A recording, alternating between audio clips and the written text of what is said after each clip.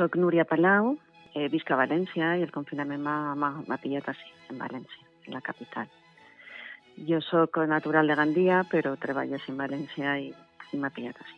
Hola, Núria. Com a dissenyadora de moda, conta'ns, quina és la teua situació? Soc dissenyadora de moda, però estic treballant per una empresa. ¿Vale? Jo dissenye per a una firma valenciana, que és l'Armario de Lulú, té 10 anys la firma, i jo treballo per ells. Les oficines estan en València, en la capital, i la fàbrica la tenim en Arteixo. Entonces, la meva labor com a dissenyadora de moda de repente nos va pillar pues eso, treballant i la notícia venia, no? Conforme anava evolucionant. I al final, pues, uns dies abans de que decretara el govern, pues ja l'empresa va decidir de que cada un treballara en casa.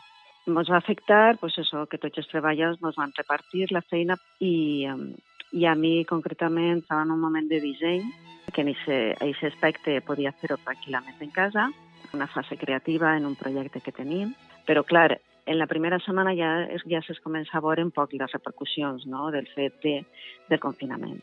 Per què? Pues perquè la firma, ella depèn de tendes, val?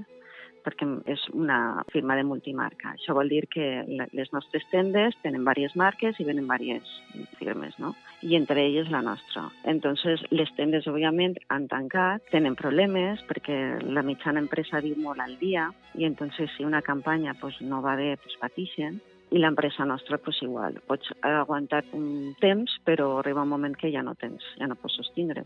I entonces nosaltres, clar, passaven les setmanes i veies la situació i es comences a fer-te preguntes, no? Què passarà, què farà l'empresa, podrà sostindre-ho, quines són les decisions que agafarà. I per almenys tenim sort perquè l'Armario de Lulú s'ha portat molt bé, els treballadors, ha complit en el mes que ha passat de maig molt bé, y en el abril pues ha sol·licitat el ERTE per a mitja jornada.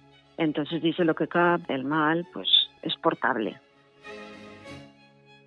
I què passarà amb tota la roba que ja s'ha produït ara esta primavera-estiu? O sea, directament la campanya que s'estava ara fent té les tendes a tallar per complet. Entonces, si ara la venda que se feia en les tendes era la de primavera i la d'estiu i estava enfocada a les celebracions, a les bodes, comunions, etc., pues s'ha interrompit per complet. ¿Vale? Entonces, diguem que aquesta campanya s'ha perduda. Què fas amb la roba i la inversió que has fet per a una campanya de l'estiu, el 2000 que estem ara, no? Perquè com la moda va evolucionant, la pròxima campanya seran noves col·leccions. Entonces, diguem que aquesta col·lecció, jo no sé el que faran, però se dona per perduda. I suposa que cada empresa intentarà lidiar en la seva estratègia i en la seva forma. Nosaltres hi ha una part que ens salva, entre comilles, perquè està a la venda online, que tenim pàgina web, però, clar, no és una primera necessitat, no pot servir, se queda congelat també. Això és una por gran, no? Què faràs amb una campanya que està congelada? Què passarà si després, quan es comença tot a poc a la normalitat, què faran les persones? Perquè jo supose que el que pensava casar-se estos mesos, si ho ha interrompit, jo supose que voldrà casar-se igualment. Entonces, l'únic que se m'ocorre que jo veig és que tinga la possibilitat o que s'aplace tot el que tinga que passar en estos mesos, però vulguis o no vulguis, afectarà, perquè com les dates canvien en el calendari, no és la mateixa roba que te poses en maig que la que te poses en setembre o en octubre. Per tant, el que se tenia que vendre com a roba d'estiu, quan tu vagis a fer la celebració, probablement serà la tardor o serà hivern, no ho sé. Tot val. Entonces, això és una pèrdua gran que suposa que afectarà i dependrà de la situació de cada empresa. Que una empresa que siga més sostenible o que sigui una empresa que visca molt al dia. I com es gestiona tot aquest estocatge? Això és un altre problema, sí, un altre problema. Pues, si ara mateix a nivell de la meva empresa el que estan fent és motiven la venda, però la condició, clar, de que l'entrega serà després del confinament, perquè ahí estan les prendes i ahí està l'esforç i el treball i el fet, no? I les ganes d'haver-ho fet de cada campanya, que posen moltes ganes en cada campanya, i estan ahí. Entonces, pues l'interès que tinga cada persona, cada consumidor, de que si li agrada o no li agrada aquesta prenda, pues la pugui comprar. Això pot ser una mínima, una eixida, no? I després pues, ja li arribarà quan s'acabi, quan puguen repartir. Però això és una eixida que no serà suficient, Entonces, suposo que tindran que liquidar stock. Pues n'hi ha fórmules per a liquidar els stocks, però clar, ja són pèrdues. Ja no és la mateixa ganància i ja no és que són com les rebaixes o restos de stock perquè ja has tingut una ganància de campanya, val? Que pots sostindre al millor uns descuentos. Ara és que quasi no n'hi ha hagut campanya pràcticament. Entonces, casi no n'hi ha hagut beneficis. Entonces, suposo que ahí tindran que funcionar realment les ajudes, d'alguna manera, no sé com, en l'Estat o algo, realment que funcionen, on hi haurà empreses que no podran sostindre. Jo he pres la decisió de no parar-me a pensar tant a llarg temps, no? I no entrar en el drama així tan directament, però sí que és delicat, sí. A més, crec que convius amb la teua filla. Explica'ns com està i com esteu. La meva filla és Anna, ella té 18 anys, ella és de la Universitat de València i ella pues, està donant classes online conforme poden, perquè si te parlara ella, pues, ella té moltes queixes, no? Perquè diu que depèn del professor, n'hi ha professors que s'han adaptat molt bé a les noves tecnologies online, però n'hi ha professors que pràcticament és nulo, no? L'ajuda o la facilitat o tal. Entonces estan un poc ahí peleant.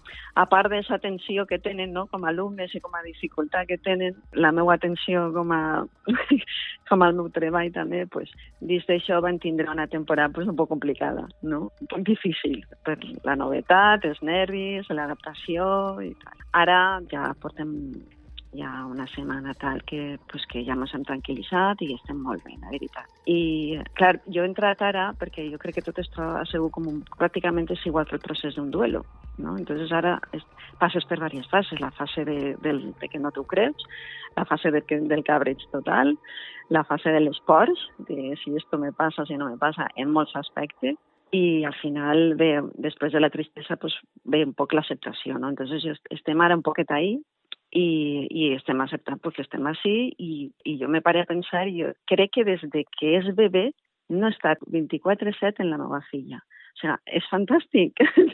Jo crec que no tindré una altra oportunitat en la vida, en maduresa, perquè té 18 anys i parlem de moltes coses que tenim en comú i passem ratos, pues, n'hi ha ratos de tensió, però n'hi ha ratos que cada vegada són més bons i antes, pues, en la vida del dia a dia, pues, la meva filla anava a la universitat, jo m'anava a treballar, ella per la vespa se quedava a la biblioteca, pues mos veiem molt poc. I entonces ella creixia i feia la seva vida i jo m'enterava lo justet. Bàsicament lo important, no?, que té que fer un pare i una mare, d'enterar-se per lo important, no?, i després tenen que fer la seva vida. Però és que ara, o sea, és com un encontre, és que per mi és molt bo.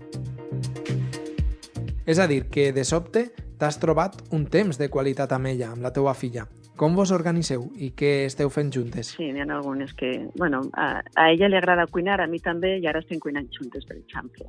Bendito YouTube, perquè jo he tornat a fer esport, perquè algo que sí que recomane fundamental, o fer estiraments, o fer esport, o fer algo, perquè sí que vaig tindre 2 o 3 dies malament el cos per no moure's, per deixar-te portar d'estar sentat en la cadira o moure poquet, saps? Pues aprofitar a estudiar, perquè sí que estic aprofitant a estudiar, a fer cursos nous, i vull que això no són coses que sempre estàs sentada, no? Doncs n'hi ha que interrompir això i dedicar-li per almenys 1 hora al dia a fer aquests moviments. Pues això ho estem compartint-ho, que d'una altra manera no ho compartiríem. Xerrem, hem descobert que tenim sèries comuns que ens encanten, vull dir que, saps, gustos de pel·lícules que tenim més temps per xerrar i ella ha descobert coses. Saps, estic ara veient la seva evolució de gustos que pues, el dia a dia pues, no ho parles tant i pues, veiem pel·lícules juntes i en aquest sentit fent coses, alguna que altra coses juntes. Però també dediquem un espai de esto lo hago yo sola y esto lo haces tú sola, ¿no? Perquè si no ja ens saturaríem.